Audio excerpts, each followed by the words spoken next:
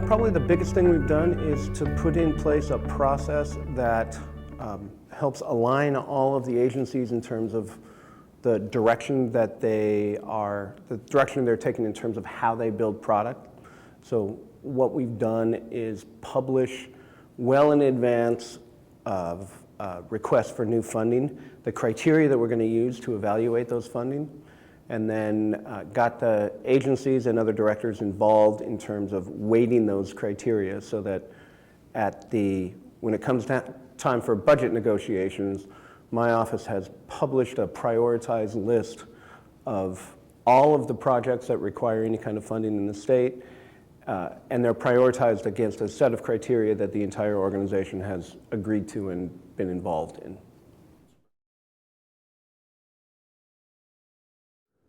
I think that's it. Having that list has raised the awareness of how you get things funded and what's important and the direction for how you build things. And so right now, when people take their projects to the legislature and ask for funding, the first question they get is, where do you fall on the CIO's list? And that makes a huge difference in terms of aligning the way projects are designed and built.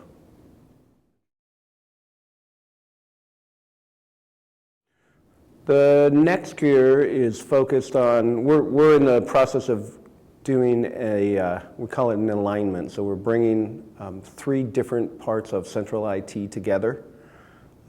Today, my role is primarily focused on policy and strategy.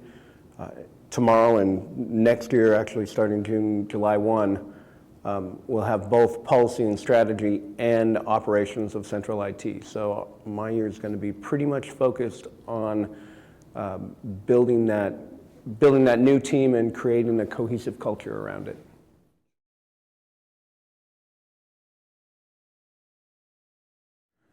Our biggest challenges are all about people. Recruiting the right people, keeping the right people, training the people that we have. So, our challenges in rank order are people, people, and people.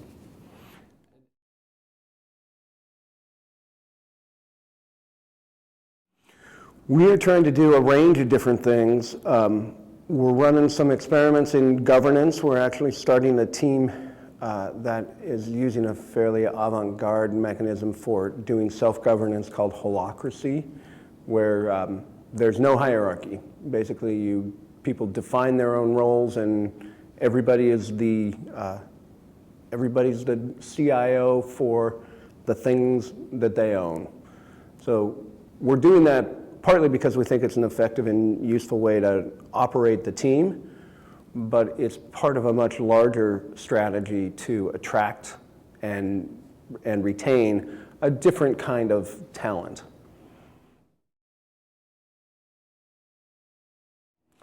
Yeah, cybersecurity and privacy are the 2 biggest issues that I deal with as the leader of the state. Really, there are very few IT issues that raise to the level of public policy, but security and privacy are the 2 that are relevant right now. So I probably spend 50% of whatever discretionary time I have focused on those 2 issues. And what we have done, we recently hired a chief privacy officer. We have a very deep organization relative to cybersecurity. As part of this reorg that I was referencing, one of the things that we've done is taken the security team and separated them out from the operations team so that they have, while there's still operational security, we've tried to make it a much more strategic team and more of an enterprise resource. So we've taken that team, we've reclassified it, and most importantly, we've aligned it with the federal teams. So the key federal organizations of the NCIC and US CERT and MSISAC, we now have the equivalent of an NCIC in the state. We've got the equivalent of, we call it WASAC, And we're building a distributed incident response team where we're taking the security professionals that are distributed throughout the organization and bringing them together to create a rapid response team in the event of a bad stuff happening.